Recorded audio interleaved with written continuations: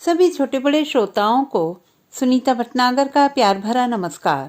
Audio stories के हमारे channel कहानी जगत में आप सभी का स्वागत है। हिंदी कहानियों की श्रृंखला में आइए आज सुनते हैं हरीश पाठक जी द्वारा रचित कहानी एक दिन का बुद्ध। अर्चना की रुलाई फूट पड़ी। गुस्से में थरथराती उसकी आवाज से अनुराग चौंक गया था। 8:40 हो गए हैं और बाई का अब तक कोई पता नहीं है। मैं क्या करूं? जब मन आता है अपने घर बैठ जाती है बगैर कुछ बताए। इस हाल में बब्बू को किसके भरोसे छोड़कर जाऊं? पैर पटकती अर्चना खिड़की की तरफ भागी। वक्त को अपने जबड़े में दबाए घड़ी की सुई फिर आगे सरकी। अनुराग दरवाजे के बाहर आया। बरामदे की खिड़की से उसने झांक कर देखा। क्रांति नगर की पतली गली में सिर्फ एक अधनंगे बच्चे के दूर दूर तक खामोशी थी। पार्वती बाई के आने का कोई निशान वह चाहकर भी नहीं देख पा रहा था। तभी फोन की घंटी बजी। अनुराग तेजी से फोन की तरफ बढ़ा। उसने सुना, ड्यूटी रूम से सुधा बोल रही हूँ। मैडम हैं? बोलो सुधा, वह बमुश्किल बोल पाया। शिमित अमीन का फोन आया है, वे आधे घंटे में पहुंच रहे हैं। मैडम भी रास्ते में ही होंगी। फोन पर सन्नाटा था। फिर फोन अचानक कट गया। यादव भाभी मान गई हैं। आज भर की ही तो बात है। बब्बू को उनके घर छोड़कर जा रही हूँ। अर्चना की टुकड़ा टुकड़ा आवाज उसके कानों में गिरी। वह लपक कर दरवाजे तक आना चाहता था। वह अर्चना को सुधा के फोन के बारे में बताना चाहता था। बब्बू को प्यार से दुलारना चाहता था। वह चाहता था कि यादव भाभी के घर वह खुद अर्चना के साथ चले, पर दरवाजा झटके से बंद हो गया था। अनुराग की आंखें फिर दीवार पर जा चिपकी। घड़ी के जबड़ों के बीच दबे वक्त की छटपटाहट उसे अंदर तक हिला गई। कार शेड के पास की पत्थरों वाली गली पार कर वह कब सड़क तक आया? सड़क से कैसे उसने साईं बाबा मंदिर के सामने का रास्ता पार किया? कब वह बगैर आगे पीछे देख दनदनाते रेल की पटरियों को पार कर प्लेटफॉर्म नंबर 3 पर चढ़ गया? उसे कुछ नहीं मालूम। उसे पता ही नहीं चला कि कैसे किस गति से उसने घर और स्टेशन के बीच पसरे 17 मिनट के फासले को तेजी से पार कर लिया है। अब वह सीढ़ियों को पार कर पुल पर था और उसे पुल से उतरकर प्लेटफॉर्म नंबर 5 पर पहुंचना था, कैसे भी, हर हाल में। पटरियों के पार उसकी नजर गई। 9:42 की फास्ट उसे आती हुई नजर आई। अब की अनुराग दौड़ पड़ा। आगे भीड़ खिसक रही थी और अनुराग खिसकती उस भीड़ में झटपटा रहा था। जब उसके पैर आखिरी सीढ़ी तक पहुंचे, ट्रेन फिसल गई। वह कुछ देर ठिठका। उसने देखा फास्ट ट्रेन का तो कहीं पता ही नहीं। इंडिकेटर कुछ और दिखा रहा था। तेज तेज सांसों पर काबू करते हुए उसने सुना, प्लेटफॉर्म नंबर 5 पर आने वाली 9:42 की तेज लोकल आज प्लेटफॉर्म नंबर 3 से रवाना होगी। यात्रियों को होने वाली असुविधा के लिए हमें खेद है। उसे फिर इस पहाड़ को पार करना है। उसने सीढ़ियों पर तैरते जन समुद्र को बेचारेपन से निहारा। 3 से 5, 5 से फिर 3। क्या करे अनुराग? अब वह सीढ़ियों पर था। धीरे धीरे खिसकता भीड़ का रेला। उस रेले के ठीक बीचों बीच फंसा अनुराग जब प्लेटफॉर्म नंबर 3 पर पहुंचा तो ट्रेन सरकने लगी थी। बाएं हाथ से रेलिंग को थामे जब अनुराग ट्रेन में चढ़ा तो उसके दाएं हाथ का बैग कई जोड़ा सिरों के ऊपर से टकराता हुआ डिब्बे के भीतर उसके पहले घुस चुका था। दरवाजे से चिपका वह यह समझ ही नहीं सका कि यह कैसे संभव हुआ कि भीड़ ने ही उसे 3 से 5 नंबर के प्लेटफॉर्म पर फेंका और भीड़ ही उसे 5 से 3 नंबर पर ले आई और अब भीड़ के धक्के ने ही उसे डिब्बे में चढ़ा दिया है। अनुराग अब तक हाँफ रहा था। तेज बारिश में सड़क के किनारे की कोई ओट या धाएं धाएं बरसते हथगोलों के बीच दीवार से चिपक कर खड़ा कोई निहत्था सैनिक जैसे जीवन को 10 उंगलियों से पकड़ना चाहता है। ट्रेन के दरवाजे से चिपके अनुराग की हालत भी ठीक वैसी ही थी। पहले उसे कुछ समझ में नहीं आया था कि खचाखच भरी ट्रेन में आखिर चढ़ा कैसे जाए। उसे अच्छी तरह याद है कि जब वह मुंबई और इस रेलवे कॉलोनी में नया नया आया था तब अतुल कुमार उसे घंटों इस शहर के कायदे कानून बताते रहते थे। ट्रेन में चढ़ने और उतरने पर उनके नए नए नुस्खे उसे रोज ही सुनने पड़ते थे। अक्सर उसकी यादों में वह सुबह चमक उठती है जब ऊंचे पूरे अतुल कुमार घर से निकलते ही रास्ते में पड़ने वाले हर मंदिर के सामने झुकते। कई कई बार सूर्य को प्रणाम करते वक्त उनके माथे का सफेद टीका उनके काले शरीर पर चिपका हुआ लगता। अनुराग तब उनके संग संग स्टेशन तक आता। अतुल कुमार उसे बताते, बीच का डिब्बा ही अक्सर पकड़ा करो, पीछे वाले डिब्बे में जेब कतरे इसी स्टेशन से चढ़ते। लगेज का डिब्बा भूल से कभी मत पकड़ना, उसमें तो अपराधी समूहों में बैठते हैं, वे लूट पाट कर आपको कहाँ धक्का दे देंगे पता ही नहीं चलेगा। सबसे आगे डिब्बे में पढ़े लिखे लोग तो होते हैं, पर उनका गिरोह इतना मजबूत है कि न वे आपको चढ़ने देंगे न उतरने देंगे। यह गिरोह कल्याण से चढ़ता है और वीटी उतरता है। बस सबसे सुरक्षित यही बीच का डिब्बा है, इसमें सब भले लोग चढ़ते हैं। इन्हीं भले लोगों वाले डिब्बे में वह एक दिन अतुल कुमार के साथ चढ़ा था। भजन गुनगुनाते हाथ मिलाते अतुल कुमार आगे आगे और वह पीछे पीछे। वे दोनों स्टेशन तक आ गए। ट्रेन आई, भीड़ का रेला उतरा और उसने देखा अतुल कुमार भीड़ के धक्कों के बीच हाथ पैर मार रहे हैं। उनके बुशर्ट के सारे बटन खुल गए थे। उनका नीला थैला किसी और के हाथ में लहरा रहा था। एक आदमी का मुक्का हवा में था। एक चीख रुक रुक कर बज रही थी। एक धोतीधारी सज्जन लगभग निर्वस्त्र प्लेटफॉर्म पर खड़े थे और एक बच्चा मिमियाता हुआ डिब्बे से बाहर निकल आया था। ट्रेन चल दी। भीड़ से ठसाठस भरी ट्रेन ने जब गति पकड़ी तो उसने देखा बाएं हाथ से दरवाजे के डंडे को पकड़े अतुल कुमार सन्नाटे में थे। दहशत के मारे अनुराग की हालत खराब थी। शाम को वह तड़प कर अतुल कुमार से मिला। कैसे हैं, कहीं लगी तो नहीं? उसने मिलते ही उनसे पूछा। मुझे क्या हुआ? अतुल कुमार सहज थे। सुबह भीड़ ने आपको बुरी तरह घेर लिया था, वह लगभग हकलाते हुए बोला। वह तो रोज की बात है, भीड़ से क्या डरना, वह तो हमारे जीवन का हिस्सा है, वही तो हमें दफ्तर पहुंचाती है भाई। भीड़ न चढ़ाए तो क्या मैं अकेले ट्रेन में चढ़िया उतर सकता हूँ? अतुल कुमार के शब्द रेशा रेशा उसके भीतर उतरे। वह डर जो सुबह उसकी रग रग में समा गया था, अतुल कुमार से मिलकर अचानक उस कौतुक में बदल गया जिसे वह दोबारा याद भी नहीं करना चाहता था। उसकी चाहत तो यह थी कि आज वह आराम से घर पर बैठे। उसका मन था कि आज बब्बू को गोद में लिए वह इस कमरे से उस कमरे में, कभी बरामदे में तो कभी रेलवे कॉलोनी के उस विशाल मैदान में बेआवाज घूमे जो अक्सर वीरान रहता है। उसकी इच्छा थी कि वह बब्बू को झूले में बिठाकर आ जा री आंखों में नींदिया, तू आ जा री आजा गुनगुनाए, जो अक्सर अम्मा किसी भी बच्चे को सुलाते वक्त गुनगुनाती थी। तो कभी वह बबलू को पलंग पर बैठाकर कोई गाना इतनी जोर से चला दे कि पड़ोस के सरदार जी क्या हुआ पुत्र कहते हुए निकल आए। वह चाहता था कि आज बब्बू को लिए वह तब तक नाचता रहे जब तक कि थक ना जाए, पर गुरुवार को वह छुट्टी कैसे ले सकता है?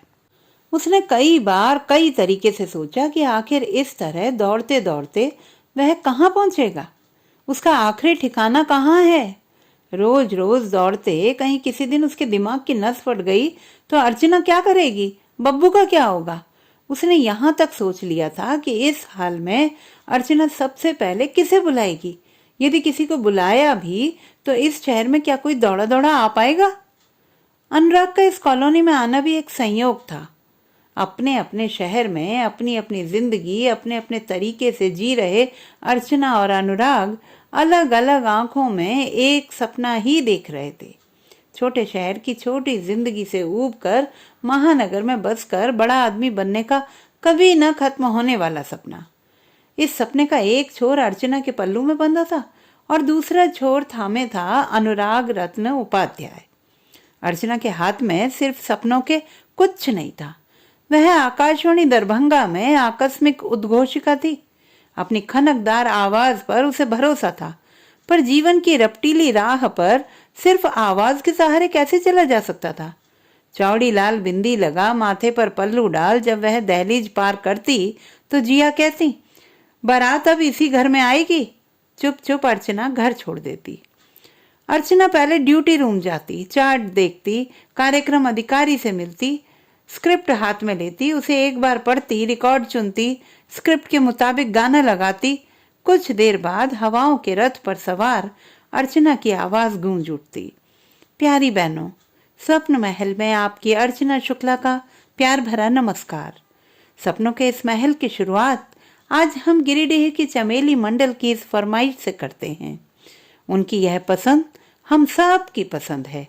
सच तो यह है कि जिंदगी की आपाधापी में आज हम कितने अकेले होते जा रहे हैं। यह दर्द इस गीत में बखूबी उतरा है। तो आइए सुने चमेली मंडल की यह पसंद। अर्चना की आवाज रुकती और हवा में गीत गूंज उठता।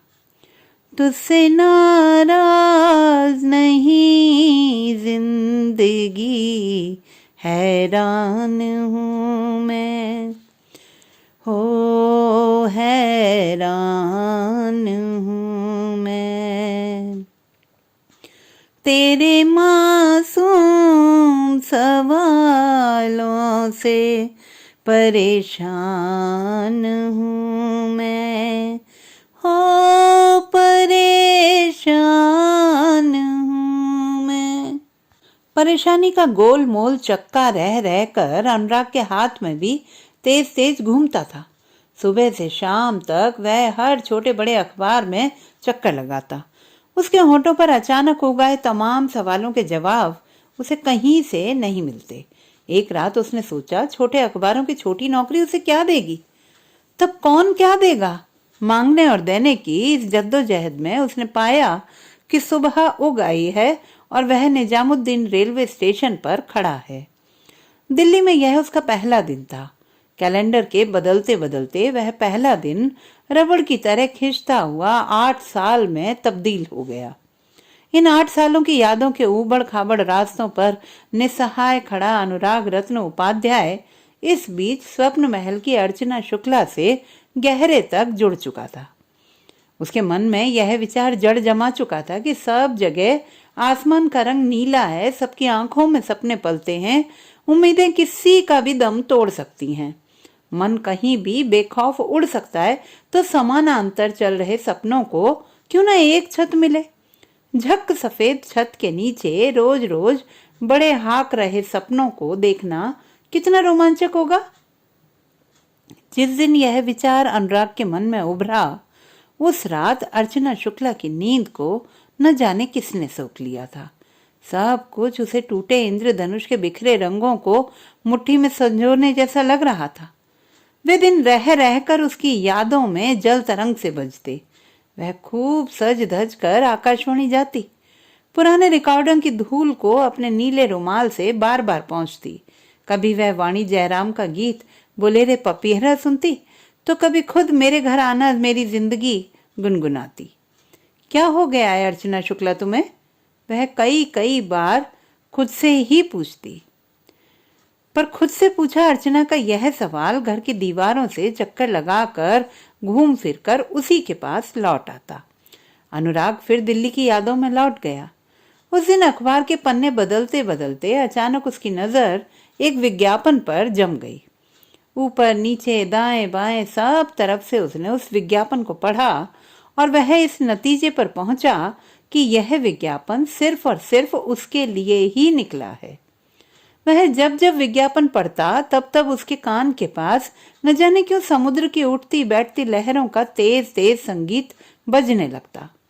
उसे लगता जैसे यह शोर उसके कान के पर्दों को फाड़ कर उसके भीतर तक उतर जाएगा। उसने दोनों हाथ कानों पर रख लिए, पर आवाज का रुकना नहीं थमा था। उसने विज्ञापन को अखबार से काट कर अपनी जेब में रख लिया। एक क्षण के साथ उसका मन उछल उछल कर मुंबई पहुंच जाता। उसने मन ही मन यह तय कर लिया कि इरादों की बारीक डोर को थामे वह उस समंदर की जमीन को जरूर छू लेगा जो बहुतों का सपना होता है। उसने तय किया कि दूसरों का सपना इस बार उसकी सच्चाई बनेगा। बात के बहुत सारे दृश्य आपस में गडमड हैं जिन्हें अनुराग साफ साफ देख नहीं पा रहा।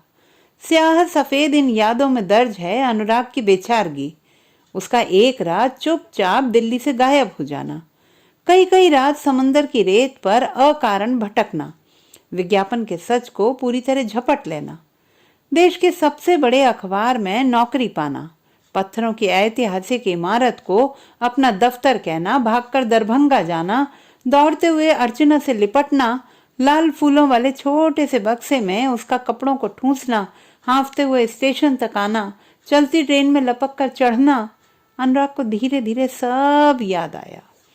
उसे याद आए वे क्षण जिनमें दर्ज थी दो जोड़ा आंखों की कायरता, जिनमें दर्ज थी व्याकुलता, जिनमें दर्ज थी हिकारत और जिनमें दर्ज थी तकलीफों की न भूलने वाली इबारत। प्यार, प्यास, भूख, त्रास, दंभ, दया, मान, इत्मीनान, रिक्तता, छल, यातना, कपट और यश के इतने चेहरे उसकी आंखों के सामने बेपर्दा हुए कि अनुराग रत्न उपाध्याय उन चेहरों के ऊपर चढ़ी बारीक परत को खुरचना तक नहीं चाहता। ट्रेन रुक गई थी। अनुराग ने आसपास देखने की कोशिश की तो चाहकर भी वह अपना सिर घुमा ही नहीं सका। एक दूसरे से रगड़ खाते जिस्म सिर्फ हाथों का हिलना भर देख पा रहा था। दाएं बाएं उसकी नजर गई तो देखा कई ट्रेनें एक साथ रुकी हैं।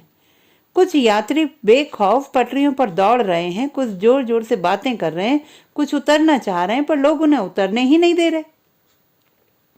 कोई मोबाइल पर बात कर रहा है तो कोई मोबाइल ना लगने का रोना रो रहा है। सारी दुकानें बंद हो रही हैं। दादर पर जगह जगह पत्थरबाजी शुरू हो गई है।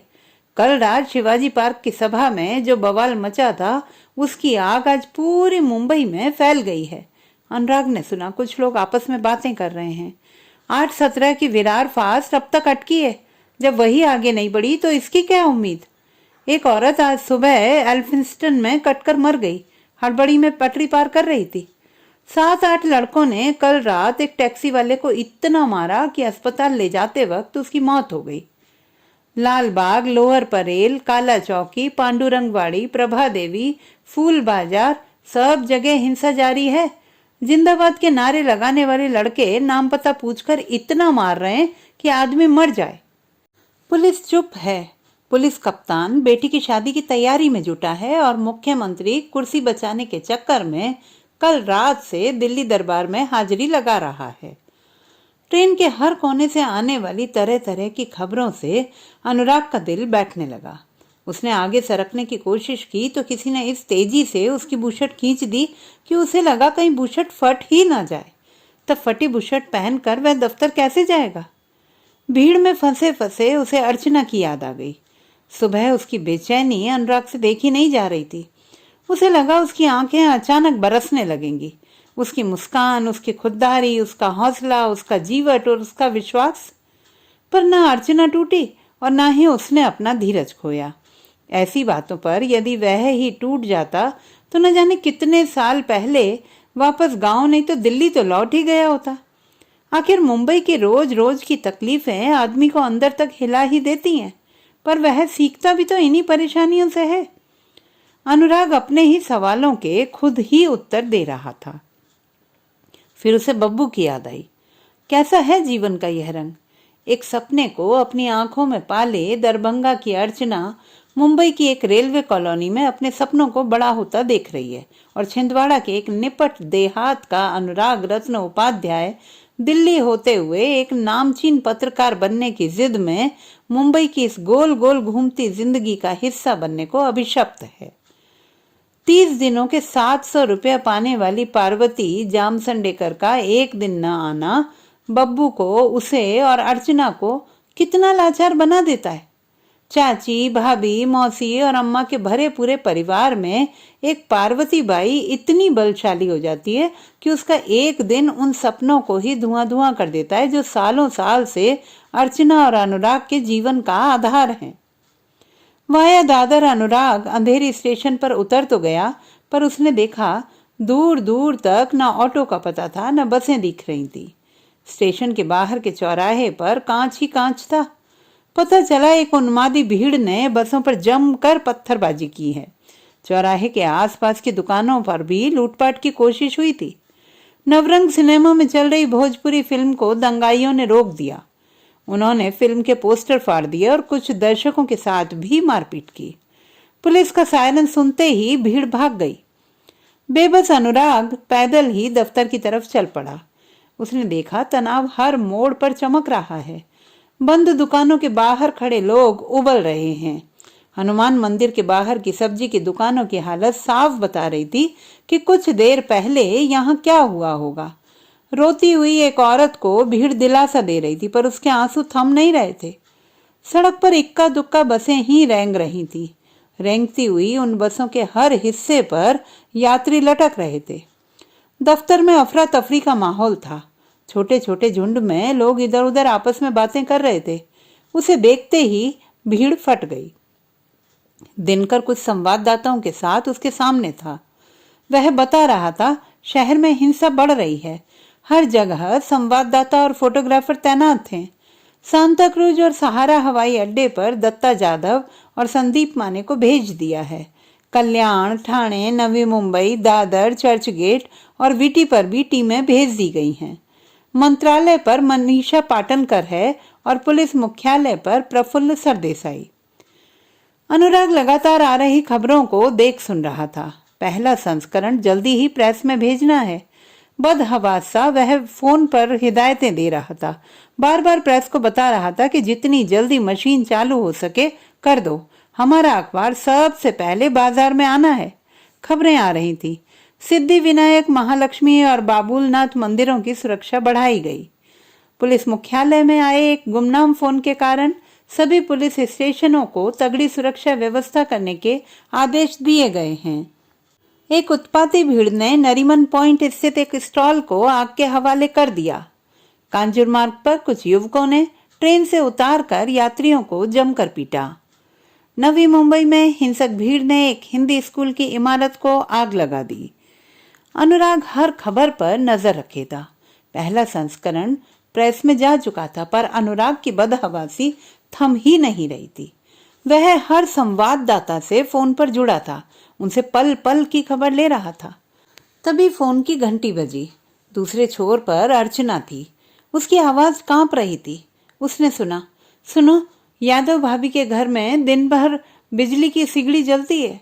किचन तक उन्होंने किराए पर दिया है। अभी अभी कॉलोनी से किसी ने फोन कर उसे बताया तो वो दहल गई। बब्बू यदि घुटुअल चलता सिगड़ी तक पहुंच गया तो मैं घर जा रही हूँ। अनुराग की रीढ़ में जैसे किसी ने करंट उतार दिया। उसके पोर पोर से पसीना बहने लगा। न चाहते हुए भी उसे कर्नल भाटिया का वह पिलपिला चेहरा याद आ गया जो उसने कुछ साल पहले आगरा के पागलखाने में देखा था। अपनी विक्षिप्त पत्नी के सामने थके थके खड़े कर्नल को देखकर वह हिल गया था। 3 लड़कियों के बाद कर्नल के एक बेटा हुआ था। रसोई में काम करते करते मिसेस भाटिया अचानक नहाने चली गई और जमीन पर जलती बिजली की सिगड़ी के पास ही खेल रहे उसके इकलौते बेटे ने उसे छू लिया। जब तक मिसेस भाटिया किचन तक पहुंची तब तक सब कुछ खत्म हो चुका था। कर्नल के घर पहुंचने तक बच्चे की सांसें थम चुकी थी। बच्चे की निर्जीव देह देखकर मिसेस भाटिया ऐसी खामोश हुई कि दुनिया का कोई इलाज उन्हें ठीक कर ही नहीं सका। वे उठते बैठते चीखती, मेरा बेटा मुझे वापस दे दो। उसकी जानलेवा चीखें जब घर से बाहर आने लगी तो उन्हें मानसिक चिकित्सालय में भर्ती कराया गया। सालों साल से वे उसी परकोटे में चक्कर लगा लगा कर अपने बेटे को याद करती हैं। अनुराग ने सोचना बंद कर दिया। जब वह स्टेशन पहुंचा तो फास्ट ट्रेन आ चुकी थी। सड़कों पर सुबह के उत्पात के निशान मौजूद थे। वह चलती ट्रेन पर लटक गया। वह भीड़ के बीचों बीच फंस गया। उसकी सांस रुकने को हुई। वह घिघियाता हुआ अंदर की ओर घुसा। वह रोना चाहता था, पर उस क्षण कोई ऐसा कोना नहीं था जहां वह अपना सिर टिकाकर रो सके। उसने फोन लगाया, फिर काट दिया। फिर फोन लगाया, घंटी सुनी, पर डर के मारे फोन का बटन ही बंद कर दिया। उसने ट्रेन के बाहर देखा। उसे लगा इतना बेरंग बेरौनक आसमान तो उसने पहले कभी नहीं देखा। उसने सूख रहे अपने होठों पर जीभ फेरी। फिर उसने अर्चना से बात कर ली जाए सोचकर फोन लगाया, पर घंटी बजती रही। अनुराग रत्न उपाध्याय अब बुरी तरह डर गया। जरूर कुछ अनिष्ट घट गया है। इतनी देर हो गई, अर्चना तो फोन करती कि आखिर क्या हुआ। क्यों वह इस खबर पर इतना डर गई कि यादव भाभी के घर दिन भर बिजली की सिगड़ी जलती है। फिर उसने खुद को टटोला, यदि कुछ हो गया तो। अब वह कुर्ला स्टेशन पर था। प्लेटफॉर्म नंबर 9 पार कर वह कार रोड के बगल वाली सड़क पर बाकायदा दौड़ रहा था। उसने देखा उसकी बिल्डिंग के बाहर भीड़ जुटी है। वह रुक गया। अब क्या करे अनुराग? क्या वापस मुड़े और देर तक अकारण स्टेशन पर घूमता रहे, या दंदनाता घर की सीढ़ियां चढ़ जाए? जो होना होगा वह हो चुका होगा, तब उसके डरने का क्या मतलब। वह अब की अपने घर के दरवाजे पर था। उसने देखा अर्चना सब्जी काट रही है और बब्बू पलंग पर सो रहा है। एक नामालूम सा सन्नाटा अर्चना और उनके बीच न जाने क्यों धीरे धीरे फैल रहा था। तो दोस्तों, ये थी हमारी आज की कहानी। आपको कैसी लगी कमेंट बॉक्स में लिखना ना भूलें। चैनल को सब्सक्राइब करें, लाइक करें और मित्रों के साथ शेयर करें।